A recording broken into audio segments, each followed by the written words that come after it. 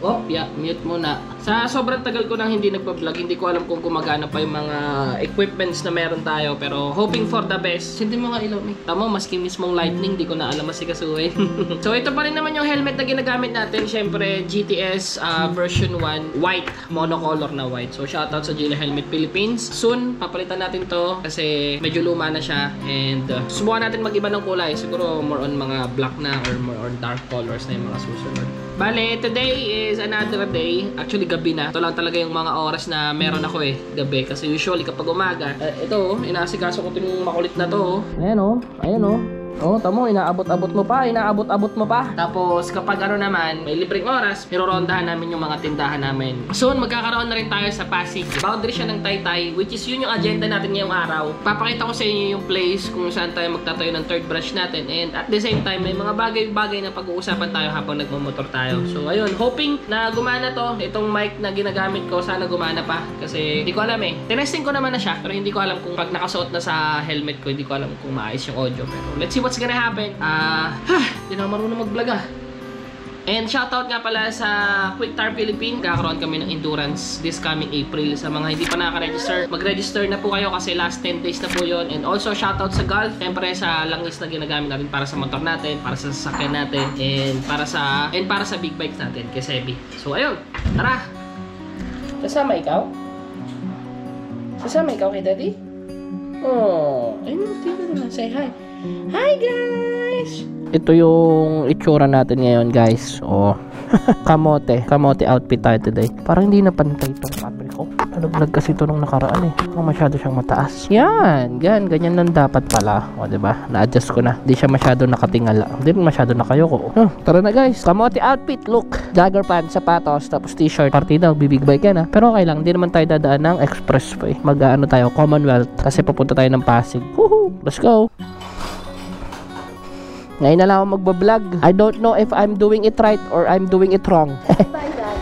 Bye-bye. Kiss natin. Kiss. Hindi ko nakilala kasi nakaganyan ka. Okay lang. Bye. Bye-bye. Okay. I don't know what will happen today. But one thing for sure is mayroon akong gagawing importante sa akin as noisy potato and as your patatas. Tawag ba ako niyan,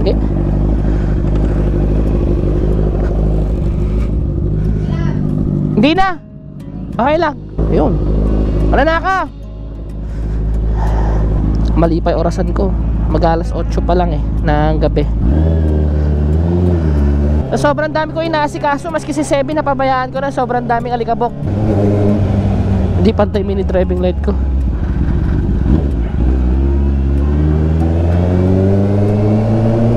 Medyo malayo-layo yung babiyahin natin ngayon kasi magmula dito sa Pasig, magmula dito sa Marilao, babiyahe tayo papunta ng Pasig. And speaking of Marilao, meron din kasi akong branch dito guys ng tindahan ko, yung shawarmahan ko. Ito siya, ayan, yung nakikita nyo na yan, yan yun. Ang shawarma ni Noisy Potato. Yun dali. May customer ako, dalawa. Sa mga gusto magpunta sa Marilao branch, i-waste nyo lang Arc Shawarma ni Noisy Potato, Loma de Gato. Ito naman yung pangalawa kong tindahan. Dito naman to sa may San Jose del Monte, Muzon. Harmon Hills 1 kung tawagin. Ayan, ito siya. Wala akong customer. Tawang ngiti lang si Bo, yung tao ko. Ay, wait lang kuya. Nasa bag wait lang po. Nasa bag, wait lang.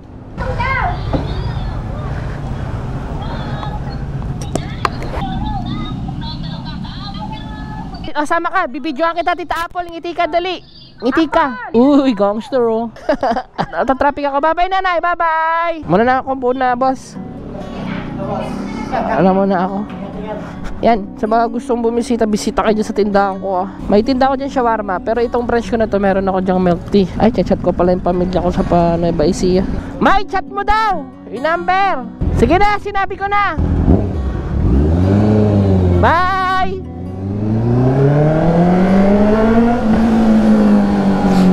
So ayun yung pangalawang branch ko. Sa mga gusto pumunta doon, mas malaki yung dine-in ko doon. May milk tea, may Hungarian, may nachos, may shawarma pita, shawarma rice. Tapos meron din tayong soft drinks, mineral water, yung mga ino-offer natin, mga ganun. So sa mga gustong tumambay, punta po kayo doon, and most of the time naman, nandyan po ako, especially sa gabi at saka sa hapon. Ang operating hours ng mga tindahan ko guys is 3 PM hanggang 11 PM dito sa Bulacan. Sa Pasig hindi ko pa alam kung anong magiging oras, pag-aaralan pa namin kasi syempre Manila ang Pasig. Actually hindi naman siya Pasig boundary lang siya ng Pasig tsaka Taytay, pero Pasig siya, pero dulo siya ng Pasig. Pero ilang steps na lang, more or less 20 steps, Taytay na siya. So kino-consider ko na siya as Taytay. Dulo siya ng Pasig, malapit siya sa C6.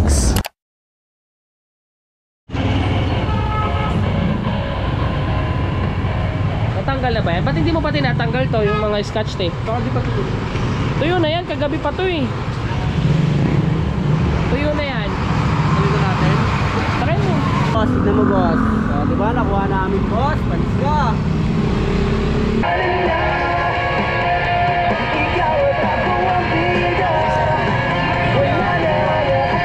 Ito na guys, yung pangatlong branch natin dito sa may Pasig. Ano to dahil nga na sinabi ko kanina, boundary to ng Taytay.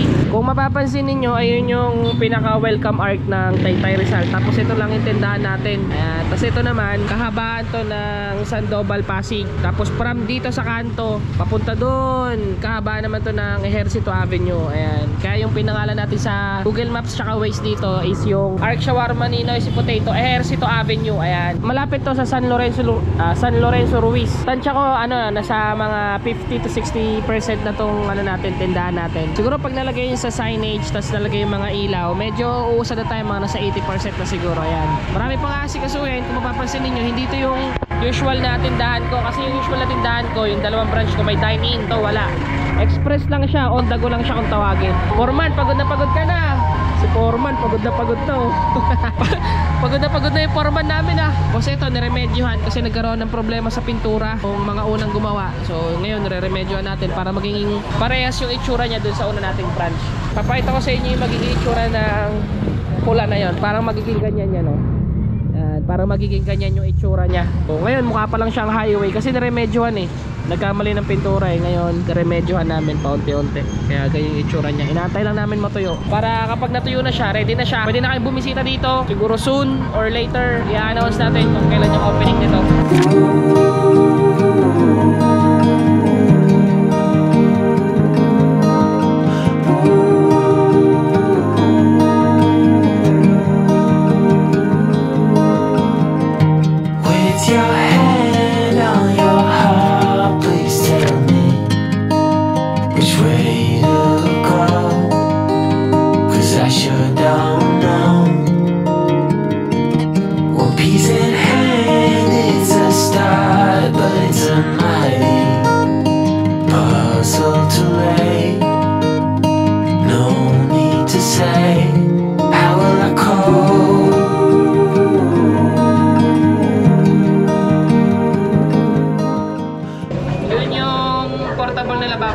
Diba?